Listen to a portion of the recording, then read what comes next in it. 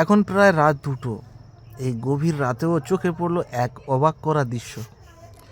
পূর্ব বর্ধমানের সেই নামকরা মিষ্টির দোকানের সামনে মানুষের লম্বা লাইন। বর্তমানের ল্যাংচা, মিহিদানা আর সীতাভোগের সুনাম তো আমরা সবাই শুনেছি, কিন্তু আজ নিজের চোখে দেখে সত্যিই মুগ্ধ হয়ে গেলাম। আমরা মিষ্টি কিনতে গিয়েছিলাম দোকানে ঢুকেই চারপাশে মিষ্টি গন্ধে কর্মব্যস্ত মানুষের ভিড় আর ক্রেতাদের মুখে তৃপ্তির হাসি। সেখানেই মিষ্টি নিয়ে বসে একটু খাওয়া দাওয়া করলাম। স্বাদে এক কথায় অসাধারণ, যেন সত্যিই সুস্বাদু মিষ্টি। তারপর বাড়ির জন্য প্যাক করে নিয়ে এলাম।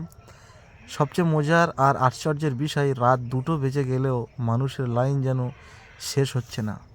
সারা দিন রাত এই দোকানগুলো খোলা থাকে আর মানুষের আগ্রহ একটুও কমে না। বোঝাই যায় না স্বাদের টান কতটা গভীর হলে এমন দৃশ্য দেখা যায়।